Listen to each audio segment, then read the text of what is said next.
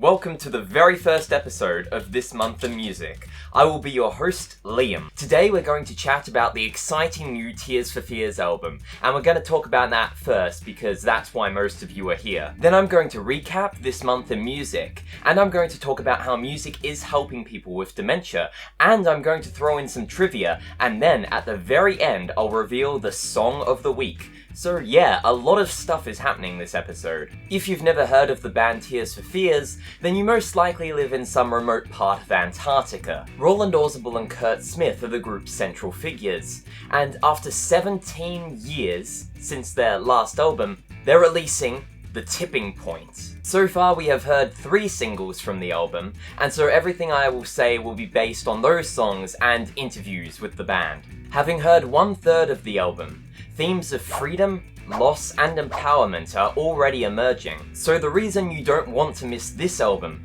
is because it's already such a great reflection of the past decade. According to Orzabal, the track should be listened to in order, since the audience is meant to be guided on an emotional, cathartic journey. There is a sense of resolution and a sense of healing. And I think that's the beautiful thing about the journey of the album.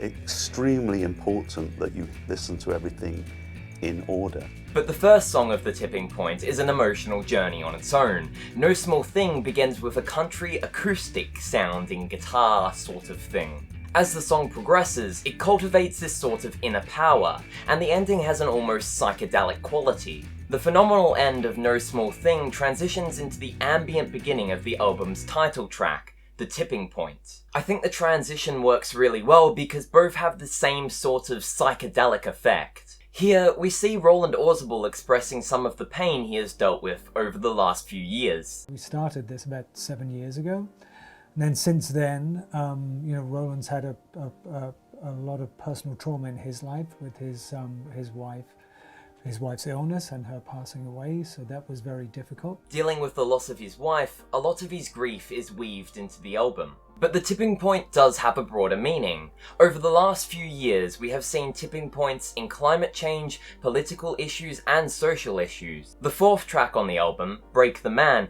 actually has a deeper meaning rooted in the Me Too movement. And I don't know, to me it seemed, apart from the Me Too movement, it seemed that people, especially obviously Donald Trump, people were embracing this male toxicity, which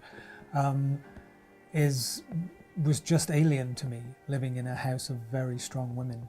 And in almost every interview, Orzabal mentions the 5th track on the album, My Demons, which he described as head-banging electronica, so I can't wait for that one. Tears for Fears have always had a talent for expressing the thoughts, concerns, and themes of a generation, and this decade has certainly provided them with enough content to write about. Kurt Smith was really pleased with their work since he thought the album was more authentic than their last. And I'm very proud of it, and I think it's incredibly representative of us. And I could not have said that about what we ended up with a couple of years ago. More in touch with the world than ever and their identity as artists, Orzabal and Smith say that The Tipping Point is the album from their childhood dreams. If we'd been kids wanting to make an album, I think this would have been the album we would have made, if we could have. But it's just taken many, many years of experience. For us to get good enough to make this album. Yeah, exactly. And if that doesn't convince you that the album will be epic, I don't know what will. So let's move on to recap this month in music, and see if you can spot the fake news. Billy Joel donated $1.5 million to a high school in Long Island. He had previously taught a masterclass there. At the 42nd Brit Awards, Adele received the most recognition with 3 Brit Awards. She recently had to cancel shows in Las Vegas due to many members of her crew contracting COVID, but we still got to see her perform live at the Brit Awards. Fans were hyped over the release of a collaboration between Ed Sheeran and Taylor Swift, a duet remix of Ed Sheeran's The Joker and the Queen. Overall, the remix received positive reviews, and Sheeran also got to perform The Joker and the Queen at the Brit Awards. Harry Styles was found filming a new music video in a bed outside Buckingham Palace, which kind of reminds me of John Lennon in Yoko Ono. Some lucky fans who happened to encounter Harry Styles on the streets of London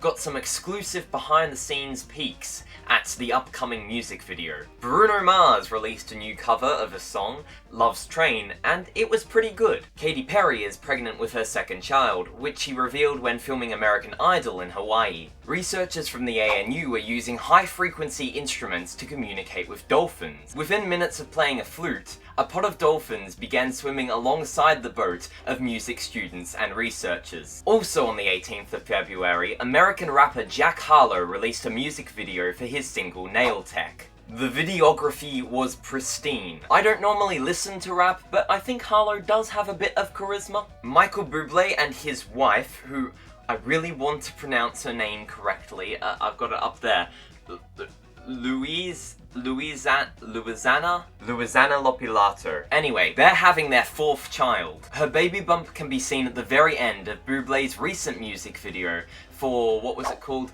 I'll Never Not Love You.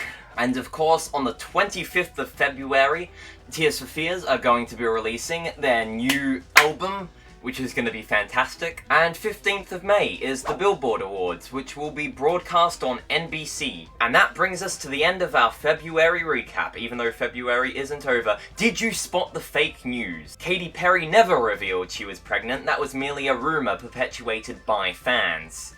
And, well, I guess that means she could be pregnant, but it's unlikely. Which brings us to today's trivia segment.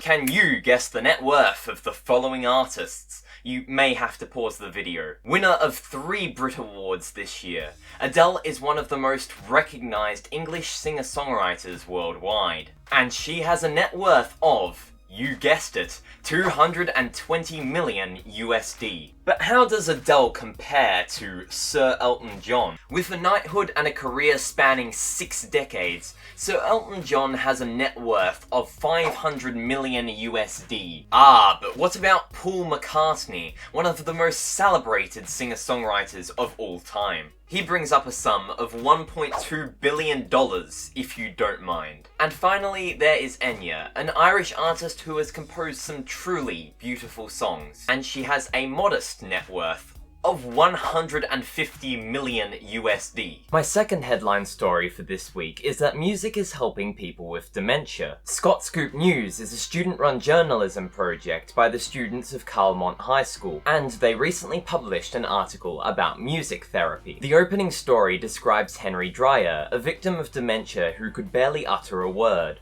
To quote the article, "When music filled Dreyer's ears, his mouth sounded the words in the song. He began recollecting memories from his past, all the way back to his school days." The story is supported by a study conducted at Macquarie University in Sydney, Australia. Again, I quote, "Accumulating evidence shows that persons with dementia enjoy music, and their ability to respond to music is potentially preserved even in the late or severe stages of dementia." I wanted to mention this story because it shows the power and importance of music. It's fascinating how songs can entangle with our memories, even to the point where music therapy can help people with dementia. Towards the end of scripting this video, I heard the news that Jamal Edwards had passed away due to a sudden heart attack. Edwards founded SBTV, which helped launch the careers of many artists such as Ed Sheeran and Jessie J. He also had the honour of being an ambassador for the Prince's Trust, a charity founded by Prince Charles to help young people get their lives on track.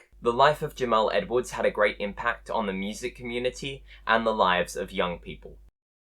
This month we have seen the Brit Awards, we have seen Harry Styles in a bed, and Tears for Fears are going to release a great new album. Well, at least I'm pretty sure it will be great. Before I go, if you've stuck around this long, you must really want to know the song of the week. I first heard this song at a party, and ever since, I've probably listened to it about 50 times. The song of the week is Love Grows Where My Rosemary Goes by Edison Lighthouse, so go give it a listen. With that said, I'll see you in 4 weeks for the next episode of This Month in Music, and I think my next video is going to be a biography about Kurt Smith, so stay tuned.